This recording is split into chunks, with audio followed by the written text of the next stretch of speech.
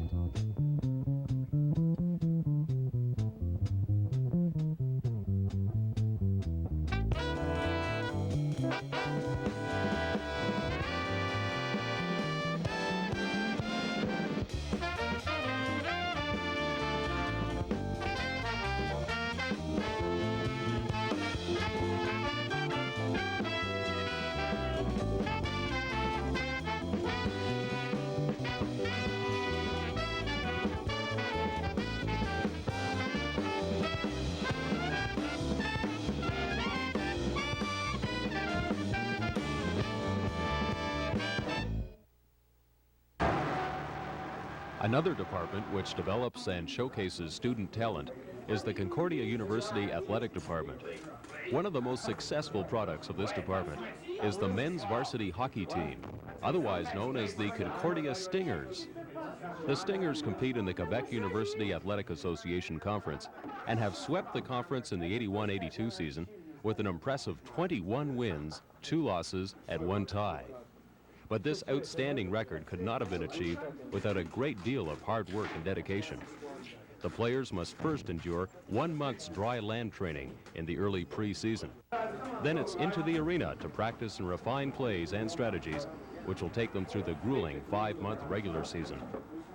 The players, whose average age is 21, are recruited out of the Quebec and Ontario junior leagues. They are full-time students at Concordia University. The team's head coach, Paul Arsenault, is in his 18th season in Canadian college hockey with an outstanding record behind him. He began coaching at Sir George Williams University in 1964 at age 24 and guided the Georgians to 6 conference championships in 7 years. He captured 2 more league titles in 3 seasons at Loyola College until the merger of the 2 fierce hockey rivals in 1975 created the Concordia Stingers. Under Paul Arsenault, the Stingers have won the Quebec University Athletic Association Conference 6 consecutive times. That adds up to 14 league championships in 17 attempts and a career coaching record of 410 wins, 167 losses, and 40 ties. Now the team is competing in the Quebec Conference playoffs. A win in this series will advance the Stingers to the conference finals and ultimately to the Canadian Intercollegiate Athletic Union Finals being held in Moncton, New Brunswick. Play a good, tough, hard game right from the start. We're going to start forechecking with 2 men. Okay, 2-1-2 forecheck. The defense will not pinch. Okay, we want the center or the forward that's deep to cover the boards on both sides.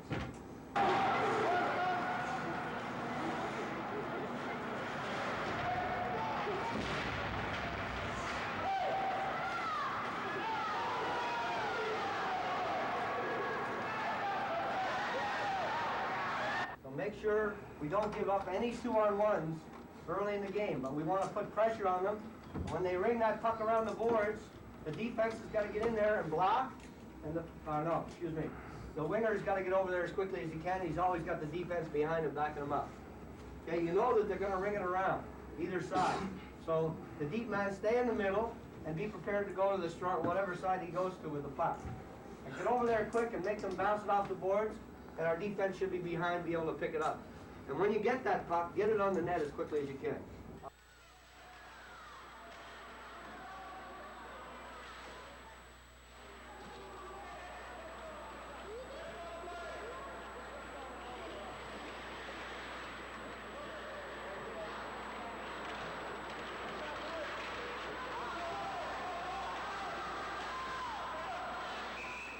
I'll put some pressure on them early. If they come into this first period, if you guys come out hot to trot and finish your checks and do all the good things defensively in our end, don't throw away the puck and don't give up any 2-on-1s, then we can make it a lot easier road in second and third periods. But you got to come out there fired up. Can't expect you're going to have a holiday tomorrow unless you work for it tonight. Now power play, okay, 3 guys at the top, left set. Okay, just make sure we work it around, and these 3 guys, make sure you think shoot against these guys. If they're not covering you, and if you can get a shot, move in and take that shot. Don't think pass all the time. Don't think pass. When you get that puck, either one of the side men, and they move towards the net with it, you're forcing the guy to come with you, and he can feed it back to the point man, and he should be the one that shoots if he's open. And the guy in front should be screening. The other guy on the side should be coming back looking for the rebound. Now the other thing is, if this man gets the puck and he's got the guy here, he has a choice. He can pass it off to him. Keep breaking for the net. Come out behind the pick and look for the man on the opposite side. Okay, we've got to try to execute our power play really well. We've got to try and work on that power play. It's very, very important if we do get a power play opportunity. But think shoot, you guys at the top, think about shooting that puck. just like we did against Ottawa a little bit. When you get inside, when you get in this area here, try not to make that last pretty pass. Try to get it on the net, low, and go for those rebounds. Now, if we start doing that right from the start, it'll make it a lot easier. Get the puck on the net and go for the rebound. Cover up. The wingers come back and help out in our zone, as usual. And I noticed through the videotape today, Rick, especially Rick, off the face-off. Don't go for the point man. You're supposed to block out the center off the face-off in our end. The wingers are supposed to go to that point man. You got to cover that center. How many times have we seen in a hockey game where the center goes to the net, he gets the point man gets the shot, he gets it in, and he deflects it for a goal? Because somebody's got to stay with that center, and that's the centerman's job. The wingers have got to go to the point or to the shooter, not the centerman. So let's make sure we do a job. The Stingers win the game with a score of 6-4 and will now confront the Patriotes de Trois-Rivières for the honor of representing the Quebec Conference in the national finals in Moncton. Slow it down, please. The students of Concordia's dance program warm up before the taping of their performance. Just as for the music students in the first part of the program, practice is the road to perfection. Under the guidance of the choreographer, the two dancers prepare for their performance in front of the television cameras. In the world of dance, it is the choreographer who gives life and meaning to the movements of the dancers.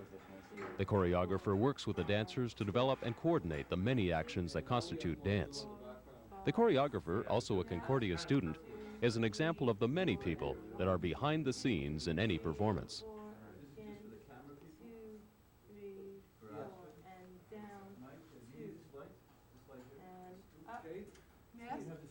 Number 9, it's a 2K.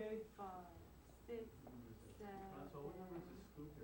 It's okay, I'm going faster than you. 25. That's fine. In television, a large crew is needed for the many functions that must be performed.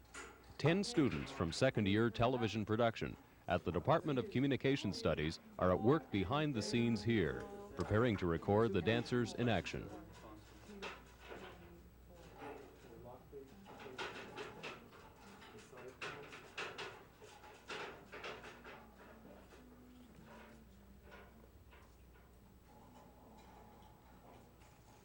Lighting is usually the most difficult element in the process. To paint the scene effectively with light is critical to attaining the desired effect. Some of the noises in the background are the crew making final adjustments to the lighting instruments, which are located on a metal gridwork about 20 feet above the floor of the studio. Creating dance for television is very much different than dance for a regular stage in a theater. The endurance of the dancers is tested because many takes or separate recordings are necessary before enough material is taped for the final product to be edited together. The music that you will hear soon was written and performed by the same students as in the first part of the production. A new arrangement was used for the dance performance.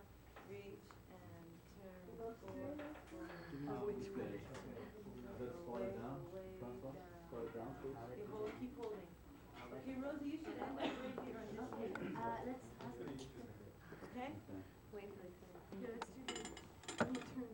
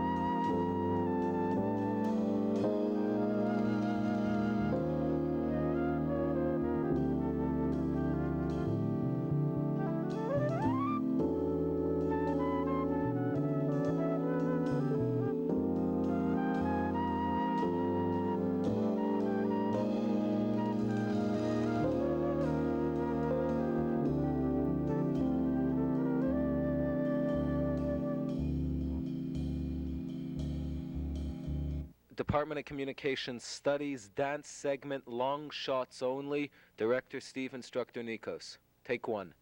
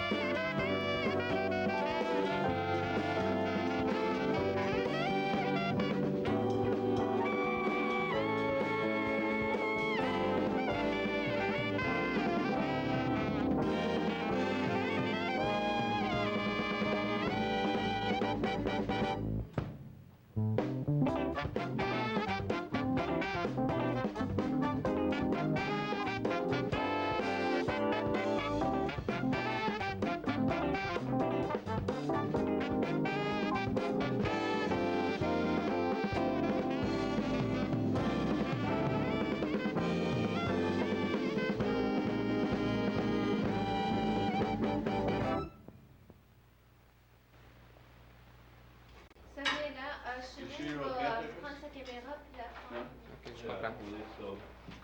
Parce que dans le fond, ça ne sera pas une pièce qui va jouer si on va la... On va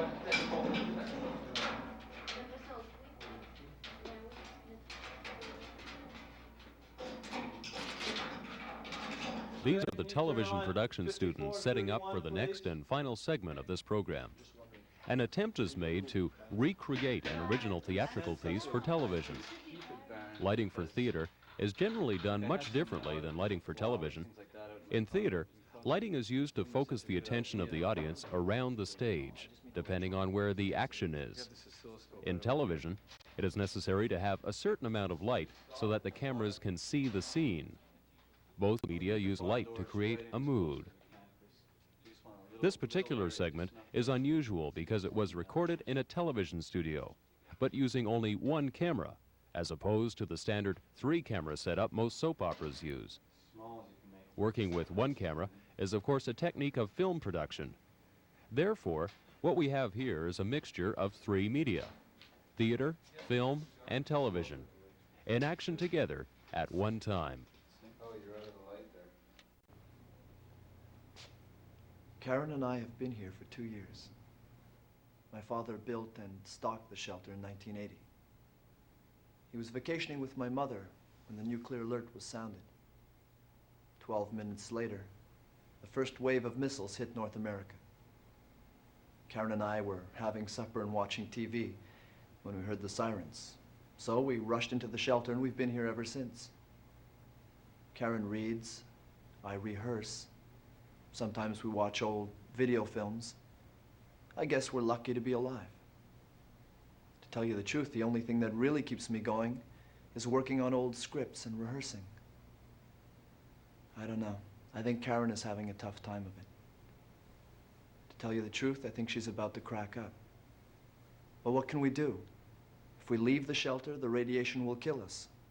So, here we are, 60 feet underground.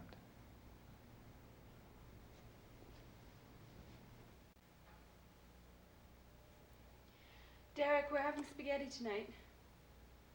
Derek, we're having spaghetti tonight. Right. The last tin. I checked the food supply. We only have enough for 2 weeks. What are we gonna do? Don't worry, Karen, we'll make it. What's the radiation reading now? You've asked me 10 minutes ago.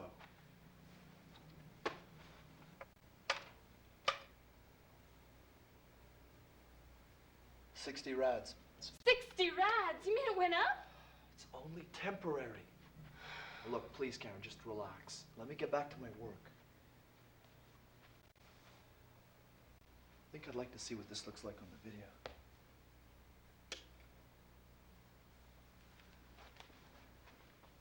I'm just going to try it out, okay?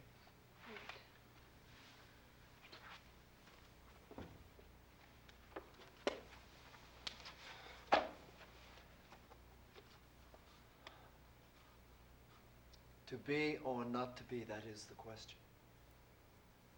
Whether 'tis nobler in the mind to suffer the slings and arrows of outrageous fortune, or to take arms against a sea of troubles and by opposing, end them.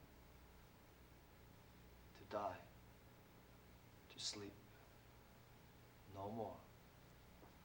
And by a sleep to say we end the heartache and the 1,000 natural shocks that flesh is heir to, 'tis a consummation devoutly to be wished, to die, to sleep, to sleep, perchance to dream. Aye, there's the rub. For in that sleep of death, what dreams may come when we have shuffled off this mortal coil must give us pause. There's the respect that makes calamity of so long life. For who would bear the whips and scorns of time, the oppressor's wrong, the proud man's contumely, the pangs of despised love, the law's delay, the insolence of office, and the spurns that patient merit of the unworthy takes, when he himself might his quietus make with a bare bodkin? Who would fodels bear to grunt and sweat under a weary life, but that the dread of something after death, the undiscovered country from whose bourne no traveler returns, puzzles the will, makes us rather bear those ills we have than fly to others that we know not of. Thus, conscience does make cowards of us all, and thus the native hue of resolution is sicklied o'er with a pale cast of thought, and enterprises of great pitch and moment with this regard, their currents turn awry and lose the name of action.